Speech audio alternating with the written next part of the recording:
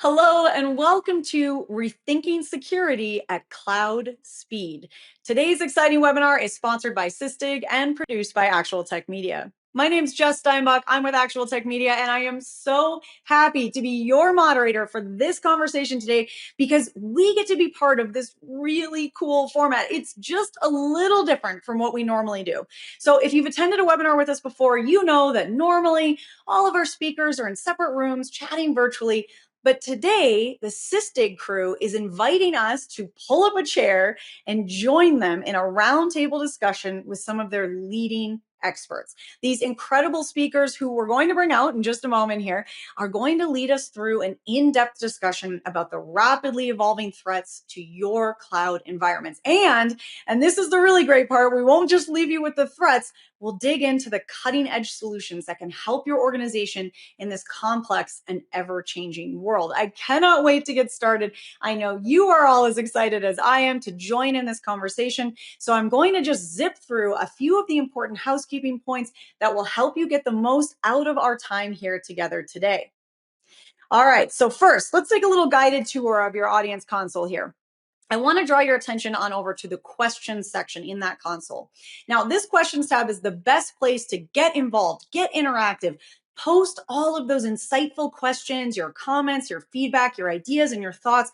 We want to hear from you today. In fact, let's start out. We'll give it a little bit of a test run. Just make sure, warm up those fingers, make sure everything's working. So let's say hi, hello. If you haven't already given a greeting to everyone else out there in the community with us today, now's the time. So give that questions tab a post. Let us know where you're chiming in from or how your day is going. We want to hear from you.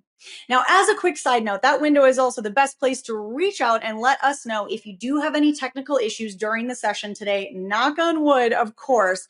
I do want to remind you all, though, that a browser refresh is going to get rid of any of the usual tech gremlins. But if they're being a little clingy today, no problem. Just shoot us a message in that questions tab, and the Actual Tech Media team will be there to help you out. All right, the last thing I want to point out on our guided tour of your audience console is the handouts tab. Go check that out. There are some incredible resources, follow-ups, and takeaways that are going to be so important after we wrap our conversation today. So be sure you've got those open and saved and ready to rock after we wrap.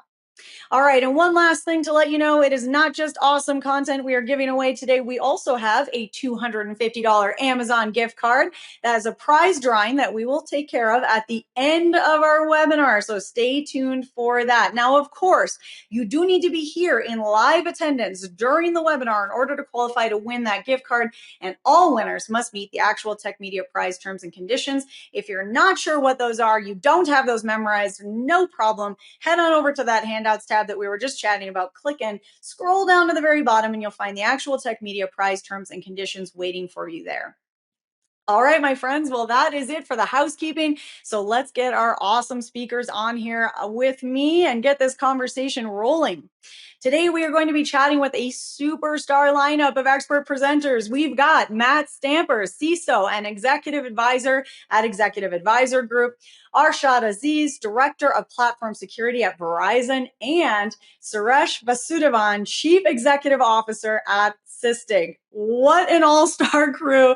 As I said at the top here, these incredible experts are actually inviting us to join in, to pull up a chair, to get engaged, and be a part of this conversation with them. So grab that coffee, grab your notepad, if you still use I still write things down, whatever you're using to take notes, and get ready to learn some cool things. Let's get started. Thank you for the intro. Welcome to this fireside chat. I'm excited to have with me two esteemed guests to talk on the topic of cloud security. As most of us know, cloud security breaches have become a daily phenomenon almost now. In a recent survey of nearly 2,000 companies by Thales Research, 39% of the companies have already declared having had a breach this year. So to talk about cloud security, the associated risks, what's different about it, and how to manage it, with me are two folks that I'm thrilled to have on the show. One is Arshad. Arshad is the Director of Platform Security at Verizon, a Fortune 50 company where he spent nearly 2 decades, the last 8 of which have been focused on container and cloud security. Welcome, Arshad. Thank you. And also with me is Matt Stamper, who's been a CISO for many, many years in his life, has advised companies, has written 4 books, and is on his 5th book at the moment. Welcome, Matt. Thank you. Thrilled to be here. So maybe we can just start with a wide open question. Both of you feel free to take this question on. What's different about cloud security as opposed to traditional securing on-prem applications? As in the Verizon journey, as we moved into cloud, the traditional mindsets that we had on how you secure started changing, right? The comfort that we used to have that everything is on our 4 walls in our data center went away. Now one call from the internet to an API and our infrastructure. So getting that mindset that you are in someone else's house and that door can open anytime was a mind shift that we had to go through, learn that, and now we're comfortable with it. But back 8 years ago, that was a big mindset. And second, how fast things move and how fast you can build and destroy infrastructure, and the risk that comes with it was the big cultural shift we had to go through. The days of opening a ticket to build a server and you can now do that in 10 seconds. Those 2 things put together, the comfort zone and the speed, was a major adaptation that we had to do. Mm-hmm, mm-hmm. I love the notion of the challenges with speed, but I think when you look at a traditional on-premise, kind of back when my knuckles were bloodied the first time, everything was configured. And so you relied upon staff and individuals to help you kind of lock down and configure things appropriately.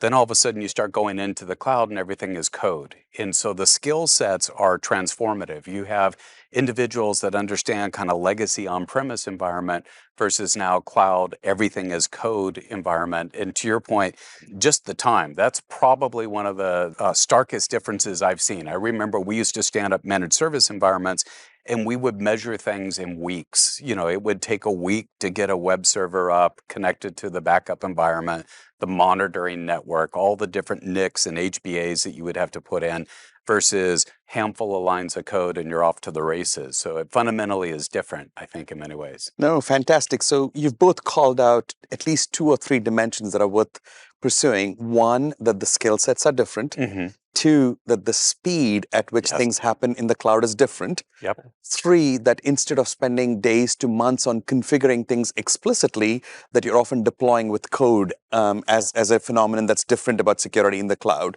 Sure. So let's pick up on this notion of code is how you often deploy in the cloud. Mm-hmm. What are the implications for security? So increasingly, if you're configuring using code, what do you think needs to change from a security standpoint? Yeah, so the dimension you're talking about is what cloud calls it the shared responsibility model for security, right? So the cloud providers will give you a set of tools. That's their job. Mm-hmm. How you use them and how you protect them is your job. So learning that is the most important thing. If you don't get that right, then you're just shooting in blindly.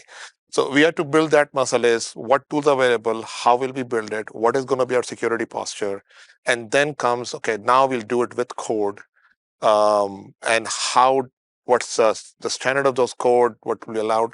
That is where was the major shift that we had to do. I think from a CISO perspective, one of the fundamental changes that we see is when you look at things traditionally, role sets in a firewall, ACLs, things of that nature, and you can kind of get a sense of where your security thresholds and boundaries are, literally and figuratively.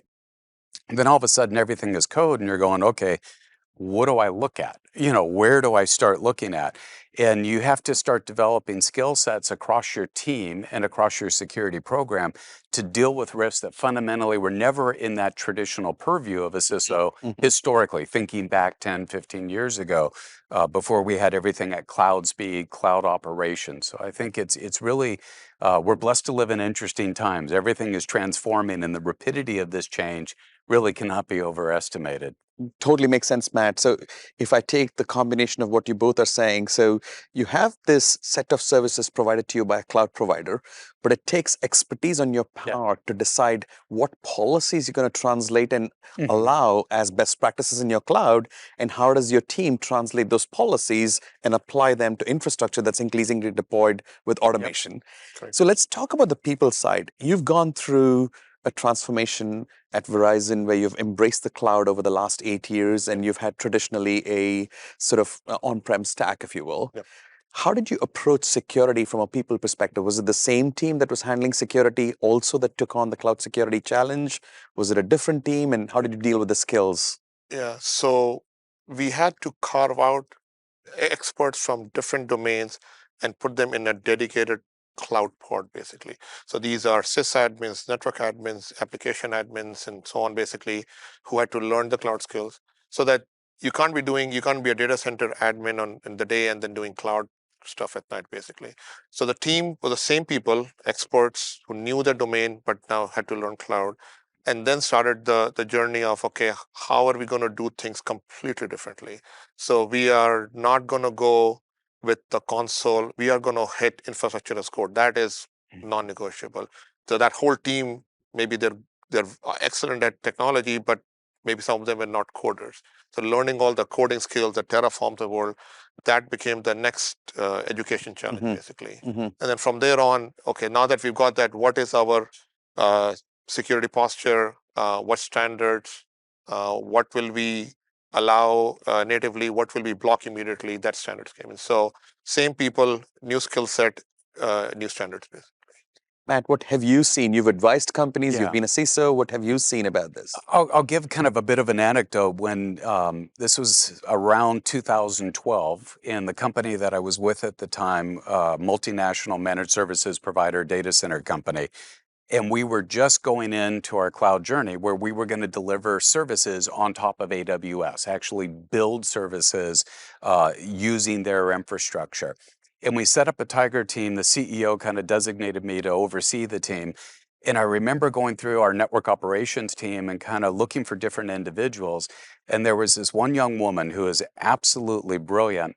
Her notion was automate or die, and she was very fanatical about this. So we got our team together and she goes, "Can I take a couple of days and just think about these issues? I want to be able to really think about how we would deliver services in kind of a cloud environment." And she literally came back the next day and she goes, "Watch this." And she hit the proverbial click and she stood up a 3-tier environment, beautifully designed. It had the backup components, the monitoring components, the security of it. And the notion that just went off is, okay, that would have taken us 3 to 4 weeks in a traditional managed services type of environment to now we're doing this in moments and it's automated. And so, automated updates on the Linux distros in the environment. Everything that we did was fundamentally ingrained as code. And it was an epiphany. And this was 2012. And just since then, just looking at all the different tools, all the different techniques that are becoming more and more native within these platforms that we can leverage to build things, we have tremendous opportunities to do things, but our attack surface has multiplied.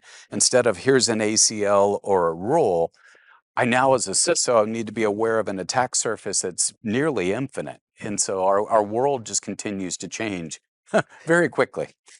Undoubtedly, it's one of the things that I hear across customers is I went from, and I think you said this earlier, Arshad, I went from a closed house to something that's extremely wide open, where the number of entry points is vast. Yep. I also hear this when people say sort of our developers are inundated with vulnerabilities. There are misconfigurations that are constantly being brought to our attention. And risk prioritization becomes one of the most important things that you have to do to make sure you're sort of within the time you have, you're attacking the most important problem. So tell me a little bit about that. Matt, how do you as a CISO think about sort of cloud risk as a whole, and how do you start attacking the problem of where should people spend time? Spend their time. I think what's interesting to me is I've always looked at the business and sources of enterprise value, and effectively that's the applications and the intellectual property that goes into the applications, the business logic and everything. And with all due deference, literally and figuratively, I love the notion of runtime. This is where you're really seeing the business in operation. This is the application serving your customers, serving your marketplaces, and knowing, okay, within that kind of runtime environment, I've got these exposures that are real. I've got some hypothetical things in my code base and my IDE and elsewhere, but this is real. This could impact a customer. This could impact enterprise value. It could impact a number of different things. And it allows for filtering and prioritization in a very kind of thoughtful, somewhat seamless way, that if you take care of those things that are actually occurring, I'm driving a car, there's another car heading directly at me. That's not a hypothetical. That's a runtime issue. I got to adjust and move versus, how are my brakes or how are my tires or other things. So I think it's important that we look at where our security programs are fundamentally aligned to the business, and that linkage are applications. And those applications live in the cloud, and not everything in the cloud needs to be enabled and running. And, I think to the other point about the attack surface, part of that is just fundamentally there's so much there. A lot of it is never used. Let's focus in on what is being used and what is exploitable and address that. Very, very insightful. No, I agree with all of that. So the strategy we have taken in Verizon over the last several years is we live by numbers, basically. So to take all of that, what Matt said, we have a lot of telemetry and a lot of data coming from a lot of our security platforms that goes into a massive lake where we crunch numbers, and then we are able to come out and say, okay, this is all the risk we know by numbers, and this is the highest to lowest, and this is the best bang that we need to go after. So all the portfolios in Verizon, all the applications have a homegrown platform where they can get full visibility on what they need to focus on, and then they decide, okay, this is unacceptable, sort of acceptable, okay, let it go, basically. So that is done by the security or taking all data. We provide that platform to the rest of the company. They decide their actions based on that risk, and then they get scored on it, basically, and then they get results based on the trending of, is your risk going down year over year, is it going up?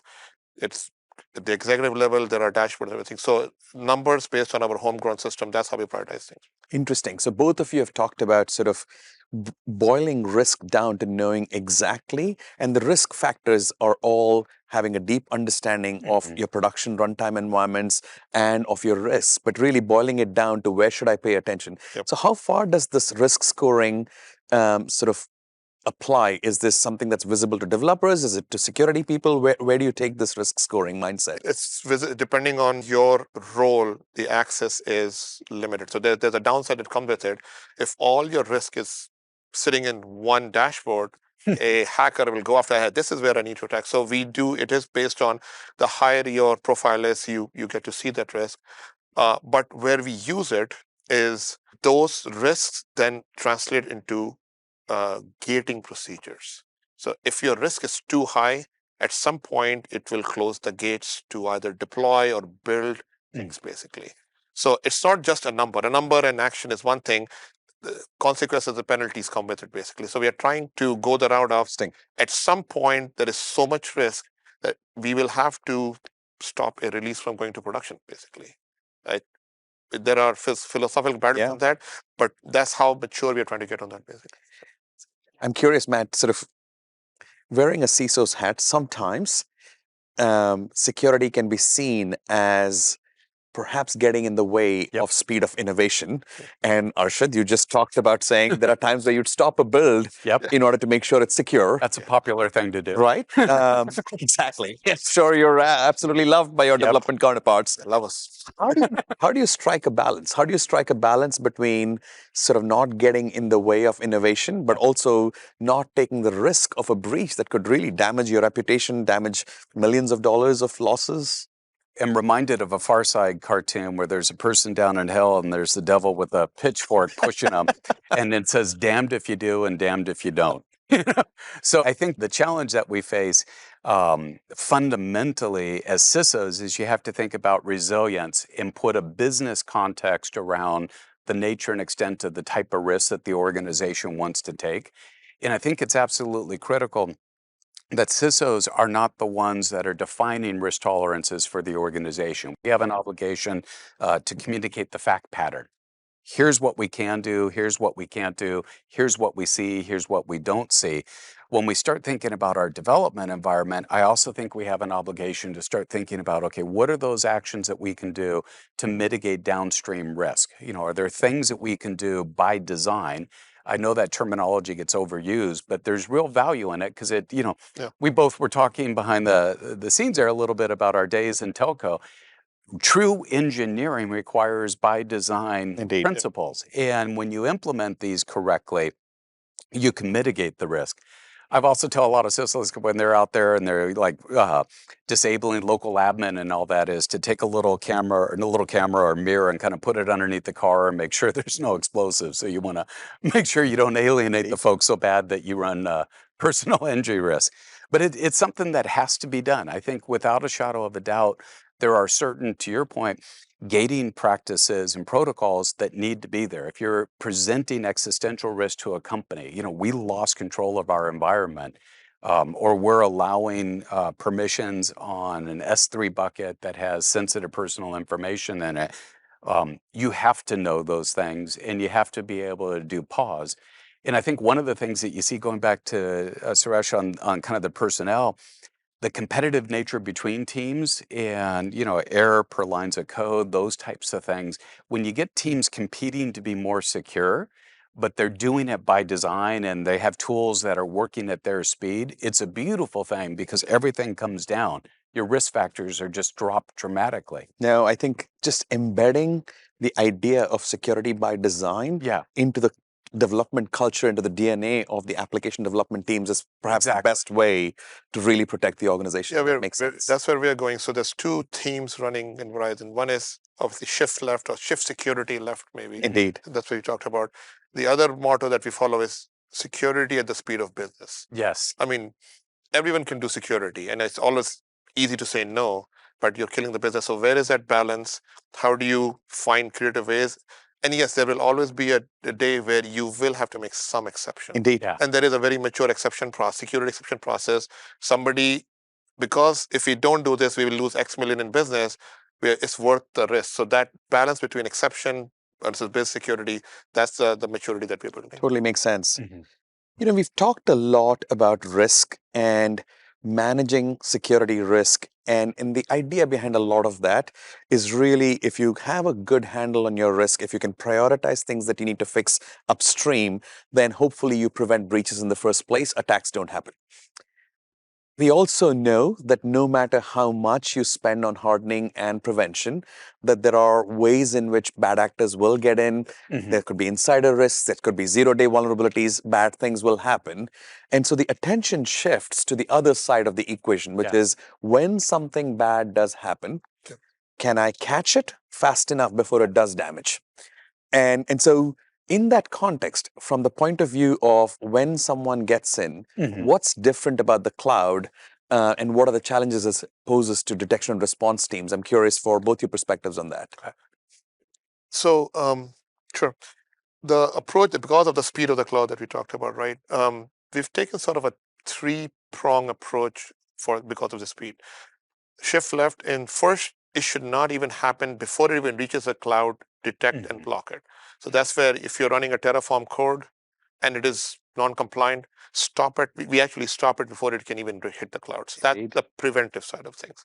The second prong is, okay, not everything can be caught. Some things will happen. We go into reactive mode. Okay, we have all kinds of tools and automation that will detect, okay, this is an S3 bucket coming up, but it's not encrypted. Okay, somehow it was missed, kill it, and then figure out. So that's the preventive, reactive. And lastly, everything else, if it leaks through, the detective part of it, whether you have tools that will run audits and configuration maps, and it'll say, okay, this is non-compliant, and now we have to go manually chase it. So the goal is to have as much preventive and reactive, but we do have a lot of detective also and have to chase it basically. So the speed is the killer. So the more you shift left, the speed helps. The more you wait till the reactive, it's very difficult to deal with.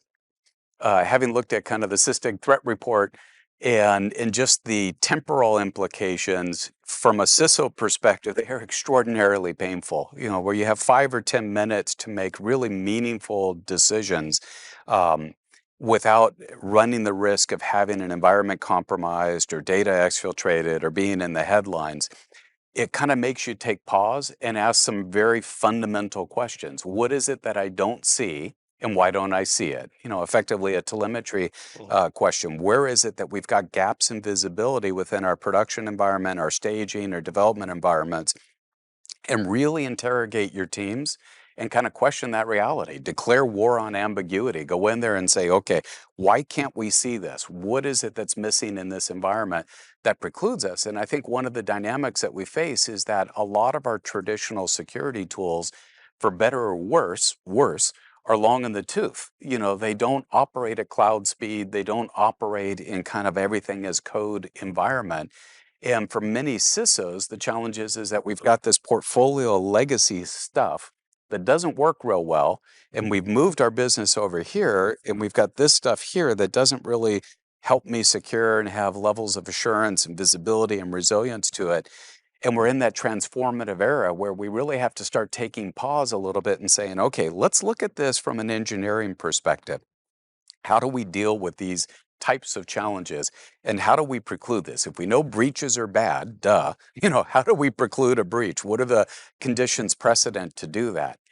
So I think, basic threat modeling, stride, those types of things have huge value as you look at your infrastructure, as you look at your environment. So No, it's really great observation. I will say, sort of in not that long ago, we used to talk about dwell times yeah, in days, right? I think months. Mandy and indeed, Here's Mandy 200 put out a days. report that said roughly the average dwell time before they see an exploit is somewhere in the 16 days. Yeah. And as you rightly called out, Matt, a lot of the SOC tools concentrated heavily on endpoint detection tools or network forensics tools. Yeah.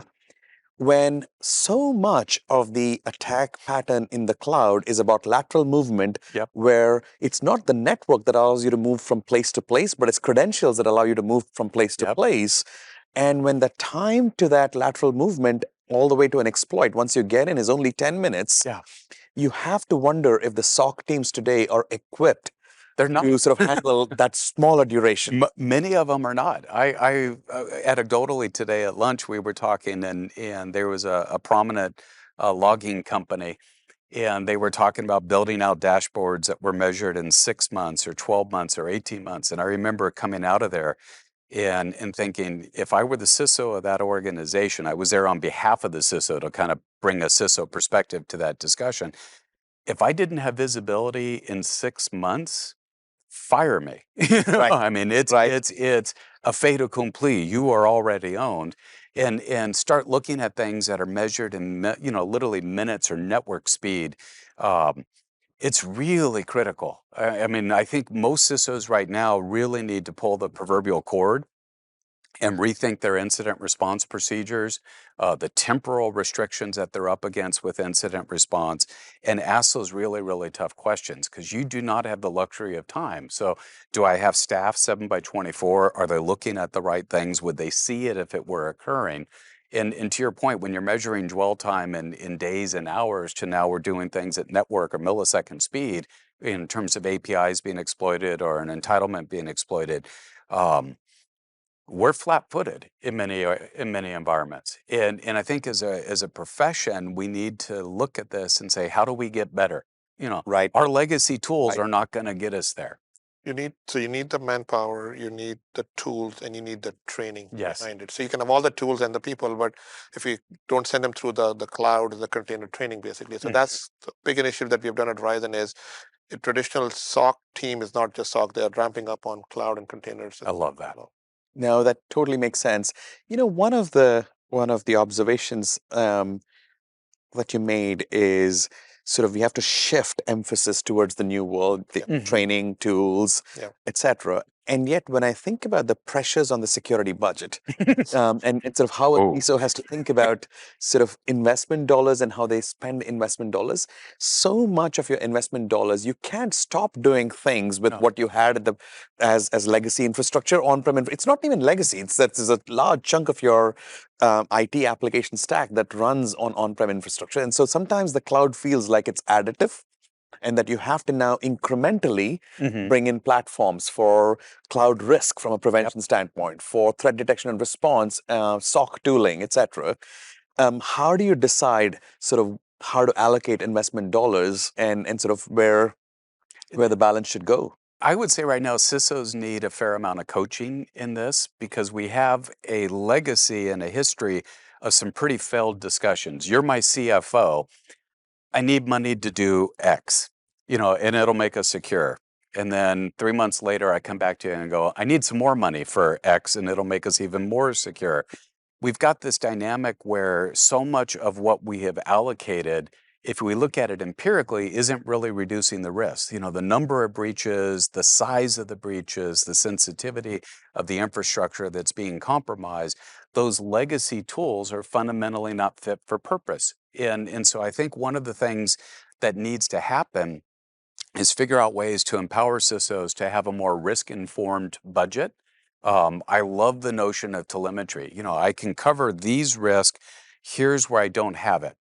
If you were to go to a CFO, I can do reconciliations. Do you want me to do bank recs or do you want me to do another type of rec? I can't do both based on my budget. They get those concepts. So, essentially, where is it that we have gaps? And are those gaps tied to an enterprise value to business, if you will? We've got to make sure that CISOs are speaking the language of business. I view the role as fundamentally almost a translation role. I take really interesting, detailed, technical kind of context and things of that nature, and then I have to translate it to the board of directors and the executive leaders in terms that they understand. And they speak enterprise risk. They don't speak infrastructure as code. They don't speak all these other areas. And we have a challenge. A lot of CISOs are still too much in that space when they're communicating over here. And they have to be able to translate between those two worlds seamlessly. Fantastic. So I think almost this notion of take everything you know about what you need to do in the cloud and on-prem, translate that into risk, and maybe back to your comment about risk is measured in numbers. Exactly. Translate that into where is my risk the greatest, and therefore where should I be spending investment dollars, and speak in terms of potential implications on the business, potential implications for risk. Exactly. So, and a certain things will get funded one way or the other, right? When there are the protections we need for our ransomware and crypto mining and so on, those are the easy discussions. Where you have to go out and spend strategy changes on how you will do SIEM, how will you decide on your next Active Directory strategy, basically. That's where the major funding channels come in, and that's where every dollar has to be squeezed at the CISO level. Actually, speaking of investment in tools, one of the segments within security that's emerging rapidly is what Gartner has defined as Cloud Native Application Protection Platform, CNAP. And if you go back a year and a half ago or so, there were multiple tools attacking the problem of how to secure clouds. Cloud security posture management tools, cloud identity and entitlement management tools, and then from a detection and response perspective, cloud workload protection tools. Now, part of what's being advocated for is that instead of having these disparate tools solve different parts of the problem, that we're starting to move towards more of a consolidated platform, and that's what CNAP stands for. Is it possible to bring all of these elements into a single platform for a Fortune 50 company? And yet, sort of, if you have different lenses into the problem, can you really manage risk? I'm curious what your perspective is on CNAP and products. Good question. So before I answer CNAP, let me just give another perspective, right? Please. So before we get into tools, even when it comes to cloud, we've been very selective on what kind of use case goes for which cloud. And we have a cloud strategy, placement strategy, how we will use each cloud. Having said that, when we get into cloud native, honestly, it's very difficult to say that you can have native tools for everything we have to do. That's not, at least at this point in time, it's not a very realistic scenario, right? So we are going down sort of the hybrid path, basically, that some things we absolutely are going to do native. There's no ifs or buts about it. Other stuff, we will have to use third-party vendors, which are outside of the cloud providers. Some will be our homegrown tools. So right now, we are bouncing in this triangle of native, third-party, and homegrown. And depending on just like we figure out which cloud is the best fit, which strategy is a fit. Right now, we are hybrid. I consider we are pivoting towards only native. Yes, native is a preference, and sometimes it works, sometimes it doesn't work, basically. But yes, it's the right balance at that time. We are also big on homegrown tools, basically, because the usage of every Fortune 20 company is very customized, and there is no third-party tool or even a native tool that does it, basically. So we are in that triangle and hybrid scenario right now. I will say, just as a former research director at Gartner, I apologize about all the acronyms that that have that have created so much confusion in the marketplace. I think there's a handful of dynamics, kind of best in breed versus platform, those sorts of things. And the personnel side of this, from a CISO perspective, is absolutely foundational. Having highly skilled, scarce talent that knows how to run and operate a whole kind of plethora of tooling is difficult. So you want to look for economies of knowledge, economies of infrastructure, frankly, economies of purchasing, all of those sorts of things I think are important. It's also critical to recognize that most organizations really do operate in what I would classify as kind of a massive hybrid environment. They have stuff that's still on-prem. They've got SaaS applications like Workday et al. That they use, just any number of those. They may still have some stuff, legacy, like a JD Edwards environment sitting in a rack in a data center in Lord only knows which part of the country, to infrastructure as service and other things that they're doing. From a CISO perspective, I have to look at that literally from A to Z and think through, okay, what are the risk implications of that environment? What is it that I don't see in my cloud environment? What is it that I don't see with my service providers and vendors, vendor and supply chain risk? What is it that I don't see on premise, all the telco providers? There's so much there that I think when you start looking at a particular area, application security or cloud security, or kind of the entitlements related to both of those, you really do want that economy there. And I think that the CNAP notion as it's being conveyed is a valuable construct.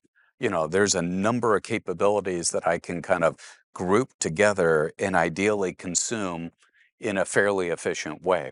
As an analyst at Gartner, I used to say, put in your mind's eye a Venn diagram and then drop 100 other Venn diagrams on top of it. And the overlap and everything from a consumer, from an end user perspective, it's really, really difficult. And for all of us that are in this profession, we kind of speak this language. But if we go one standard deviation over and we're talking to a controller or a CFO or a manufacturing VP or other lines of businesses, this world they don't understand. And so it's challenging in a lot of ways. The semantics of this are probably more difficult than solving climate change. No, I think really well stated. One of the things that I've heard an industry expert articulate was, on the one hand, you can get to a place where security is an enormous number of point products. Yeah. On the other hand, it's impossible to believe a single platform can really encompass the entire. So it's better to think about it as best of suite. Yes, exactly. As opposed to sort of a single platform or a plethora of point products, right? Yeah. And could cloud security compose a suite? Mm-hmm. And I can see the rationale why, when we talk to customers, it's starting to get to a place where if I look at vulnerabilities on a compute resource, Yep. disjointed from misconfigurations on that compute resource, disjointed from who has permission Exactly. to access that resource, I may not get a good, accurate picture of risk of that resource. Yeah. But if I were to be able to look at things as a combinatorial risk, this particular resource is connected to a very sensitive data store and has misconfigurations and has critical vulnerabilities, all taken together, it presents a greater risk than another resource that's completely isolated from the internet. That may be a good way of looking at it, and that's only possible if you take if you bring together all of the risk lenses into a single platform. And so economies of context. Exactly. Context is a great way to describe it as well. That totally makes sense. We talked a little bit about risk and managing risk in preventing breaches. Mm-hmm. We also talked a little bit about this notion of attacks in the cloud happen fast. How do you detect those attacks? And do you have the technologies in the SOC, if you will? The other aspect of it is, should there be an incident, what happens then? And let me start with sort of completely the other end of the spectrum. Recent rules from the SEC are mandating that once you decide that a particular cyber incident is material, within 4 days you have to do an 8K filing. And so I'm curious, what impact does the cybersecurity mandate have, the disclosure mandate have on how companies have to act and think? So the mandate that came down about reporting, we have an entire legal policy team that's looking at it along with security. The guidelines are still vague, and what is considered material may differ from what we think versus others.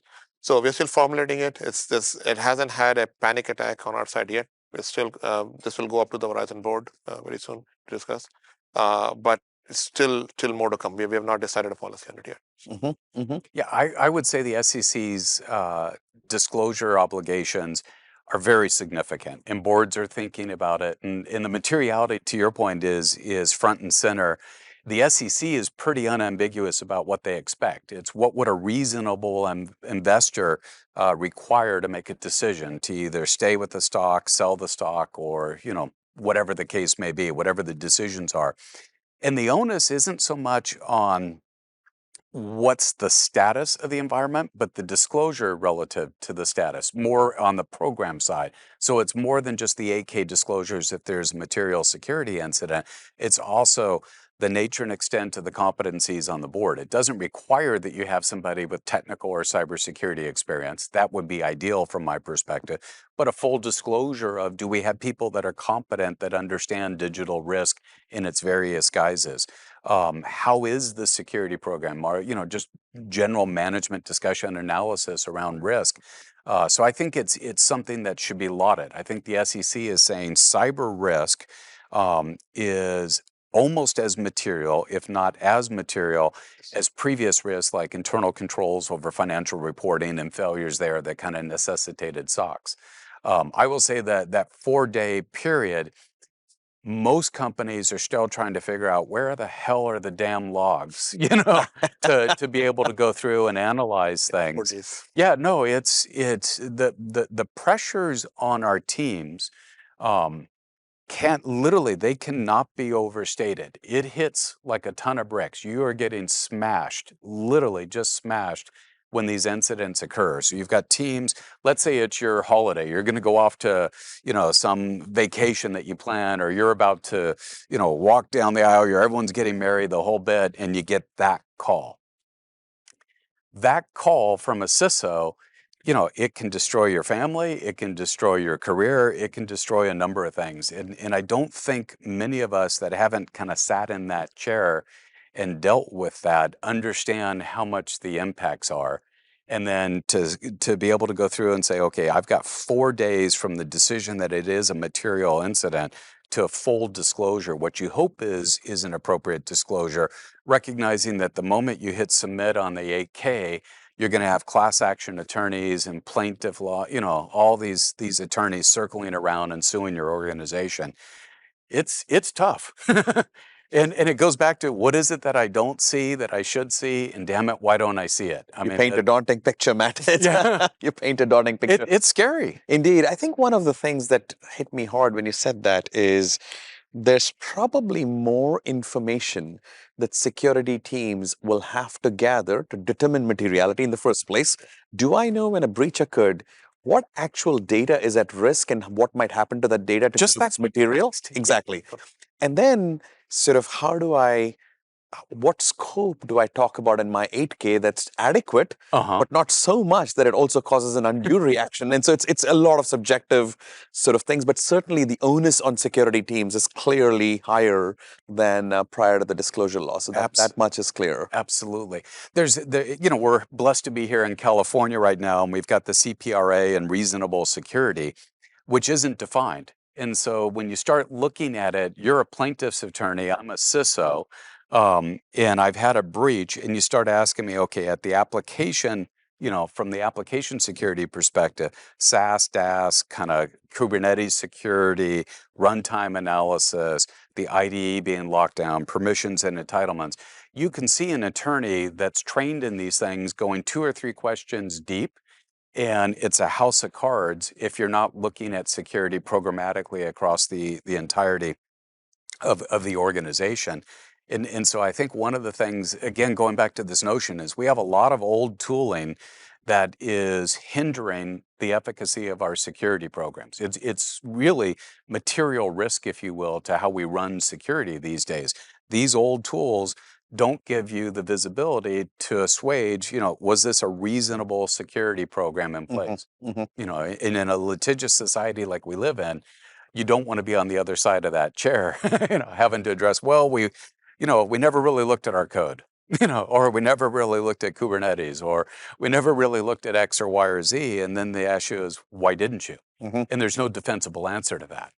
That totally makes sense. As a company, we've pretty much bet on the motto that in the cloud, every second matters. Yes. And when we say that, sort of a lot of our strategy hinges on the fact that DevOps teams, developers, security teams don't have enough time to deal with everything that's coming their way. Yep. And so prioritizing risk and acting on the things that are likely to lead to breaches is the best thing that security vendors can do to help customers. Flip side, no matter how much energy you pour into managing risk, there's a high chance that people will find their way into your cloud estate. Absolutely. And if and when they do, then you have a very limited amount of time in which to detect and thwart an attack. And so time again matters. And so that's sort of how we've sort of really informed our product strategy. That's where all of our differentiation is focused on. Just from your perspective, when I say time is perhaps the most important element in dealing with cloud security, I'm just curious how you think about that, what comes to your mind? So yes. So time, obviously, it's minutes and seconds matter. So the 2 or 3 techniques that we have used, because you cannot come in and stop the watch. That Right. cannot happen. Right. You can delay That would be magic, indeed. So you can delay it. How do you delay it? So the techniques we're using is defense in depth. Okay. Yes, the more layers and layer of security. So that's what we are doing, at least in Verizon, is there is multiple layers of security behind every single attack vector, basically. Okay. So we have from multi-factor authentication to password rotation, all the stuff, basically. So each layer buys you time. Right. That's one approach. Fantastic way to think about it. I love that. That's one way we're going with it. The second is yes, the teams will always be inundated. There is alert fatigue and so on, basically. What new technologies can you put into so that the SOC analyst or the developer, whoever, or in between, they don't have to go through tons of screens of data through that one character. Can I use a tool and say, show me my highest risk today at this point? What happened in the last hour? And all the AI coming behind it, basically. So a lot of investment. So don't worry about fighting the time it takes. Make time by putting layers, make time by optimizing the way you do things. And if possible, the training and the people behind it. That 3-pronged strategy is probably our best bet, as opposed to what is 1 hour today will become half an hour will become one. That is always going to happen. Come back with new ways to attack. Fantastic. I got to tell you, I love the way you're thinking about this, because it reflects kind of that engineering background on this. These are actual engineering challenges that we need to think through. Again, just from a CISO perspective, the temporal challenges that we're up against now, those hurt. Those really, really hurt. Because you think about it, no one's going to attack during the middle of the day when you've got your full staff there. It's going to be on a holiday weekend, at 3 a.m. Murphy is still you're on vacation and solar winds, right? Christmas. Yeah, exactly. This is, and then all of a sudden you start thinking, okay, do I have the context to truly understand what is going on? What are the impacts of what is going on? What are my disclosure obligations? Those aren't going to come in until later, but you're already thinking at a visceral level. Absent that engineering, absent some of those kind of real design principles to make it difficult for the adversary, it's challenging. And I think when we look at incident response, I did that at Gartner. That was one of the areas that I covered, was IR programs. Too many of them are fundamentally manual with highly automated, highly skilled, well-tooled adversaries. And that asymmetry is really, really putting our organizations at risk. And so that temporal consideration has to be front and center. Makes total sense. Yeah. I'm going to end with this question. You raised the topic of AI, and you talked about AI in the context of. You talked about exactly. It's you talked about AI in the context of how it can help you become more productive. Frankly, deal with the fact that you have very little time, and therefore using AI might save you time in many of the things you do, whether it's prevention, whether it's remediation, etc. Just curious, sort of, we as a company believe deeply that AI is going to be transformative in our ability to serve our customers. Where do you both see the role of AI in the context of cybersecurity? Okay, so to get into why, let me just give the bigger picture, right? So obviously, Verizon, we being a large service provider, customer experience is a big deal for us. So there's a big program at Verizon. How will we improve our customer experience using all the latest AI technology? So as a customer, you get a better experience. As part of that learning, we're taking all of that and also applying to what can we do with that kind of technology within security. So there are dedicated programs running on what is going to be our AI framework, what are the guardrails and controls that we're going to put, which models we'll use. So that whole engine has started churning on. These are the guidelines we'll put together. These are what we will allow, and this is what we will not allow. And that day will come. We will not use this model for whatever reason. So as we build those frameworks and then train the people and put that in action, you are not blindly jumping into a technology and just blindly using it, but you're using in cases where it will speed up.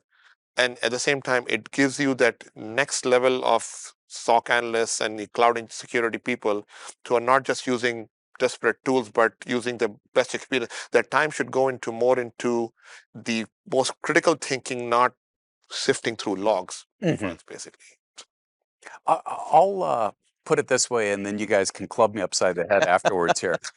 All knowledge is knowable. And when we think about these large language models and some of the generative AI tools that are out there, you start thinking about what the implications are from a variety of different professions. If we were all attorneys, all case law is almost immediately there. And we can relate that case law to any number of different things and contextualize it to whatever the litigation is at hand.